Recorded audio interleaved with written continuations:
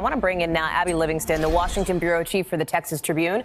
Tolu Alarunipa is Bloomberg's White House reporter. Jim Messina is the former White House deputy chief of staff for operations in the Obama administration. And today we talk in the round, my friends. It's very Chuck Todd-esque in our temporary new digs. Let me start with you, Abby, because Speaker Pelosi, to pick up on Leanne's point, is talking about this being a non-starter from President Trump. There is very little support on the part of the Democrats for this kind of thing. So where does this go? I think one of the most fascinating things about this shutdown versus the one in 2013 is that Pelosi is far more powerful than Speaker Boehner was. It's not this fight within her caucus that she's trying to manage. She is coming at the president full force. It's just like watching a defense in football just come at the quarterback over and over and over, and it's relentless. Jim Clyburn was on last night with my colleague Peter Alexander filling in for Casey Hunt. And here's what he said about the idea of trust, because any negotiation, right, needs to have kind of a level of trust. Watch. I think the president has demonstrated time and time again that he cannot be trusted to keep a deal. Remember, we sent him $1.6 billion, which he could have used for the wall, and we had some other fixes in there that all of us accepted, and within hours of his expectation of having signed that agreement, he said no go because he reacted to a couple of talk show hosts.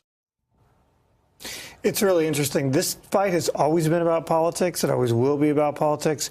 We are looking at Donald Trump moving over the weekend because his poll numbers have dropped precipitously, down 10 with independents, down 9 with his base. You think that's why? Because they're seeing these numbers that show more people blame Republicans. All Donald Trump has always cared about is his own image, right? Now, on the other hand, Democrats got to be careful here. They cannot be seen as the party of no. And Democrats need to start talking about what they're for as we walk into the second month of this. Because right now, the country is blaming President Trump, but in the end, when you're in mud, everyone gets muddy. Jim makes a good point, though. Democrats not wanting to be seen as the party of no. You just heard Leanne lay out, and Abby's, to your point as well, Democrats would need to get on board for Mitch McConnell to be able to get this through, which doesn't seem very likely at this point. Yeah, they're not on board with the president's plan and Mitch McConnell's plan for putting this on the floor, but they do want to put out something and say that we do have a proactive plan for how to protect the border. So you're going to see from Democrats this week plans to add money for border security, not for a wall. Nancy Pelosi has said it very loud and clear. She's the Speaker of the House. She says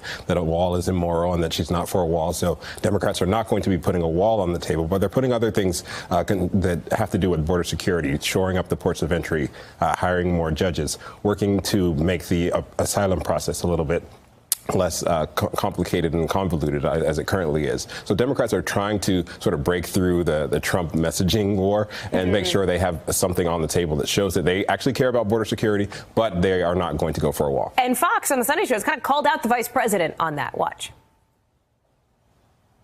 You could open the government tomorrow. The House has passed bills to open the government tomorrow. Right. Why don't you sign them and open the government, and then you can negotiate about this? Well, because, I mean, frankly, Chris, what the American people want us to do is to work on their priorities, and the American people want us to secure the border. So, Tolu, that's the messaging you're talking about. But Jim and Abby, this may be a sign of growing pressure, perhaps on Republicans, given that Democrats do have a message, open the government now, and then we'll talk. That's exactly right. And the Republicans do not have a message. They have Trump changing his mind all. Well, they do have a message, border security, right? Isn't that their message? Yeah, and their message is getting killed, right? People are blaming them for the shutdown because, remember, the shutdown is not supposed to be about immigration. The shutdown is supposed to be funding the government. And instead, Trump is saying, I want what I want, and you have to move here. And Democrats are very united. To Abby's point, they have a Speaker of the House who's absolutely as powerful as she wants to be right now. She has a unified caucus, unlike Boehner, and she can deliver her caucus. I cover 38 mostly rank and file members of Congress. We're not even talking about them. We've talked about 5 people in this. The central question I have for each of my members is, why is your opposition or support for a border wall worth putting your constituents through this? That, I think, is going to be a central question. We talk about this a lot, actually, on Stephanie's show today, on my show coming up, the idea that this is a crisis not just politically, but also for actual human beings, right? And the president acknowledged those actual human beings in a tweet over the weekend, saying, to all the great people who are working so hard for your country and not getting paid, I say thank you. You are great patriots. going on about being able to fix what he calls a humanitarian crisis, adding, "We will win big." How do you think that resonates? Yeah, that's been part of the messaging strategy of this administration. The president, in some cases, has sort of put these 800,000 workers under the bus. He said, these are all Democrats, and he said that, Democrats should come to the table because these are their people. But now they're realizing that, you have to show some compassion for people who have been working for a month without pay. And I think his advisors that are close to him that have advised him to go to the border wall and give that speech from the Oval Office during prime time are telling him you have to put some words out there that show that you care about these workers and that you're not callous towards them, because that's the message that Democrats are saying. Go ahead.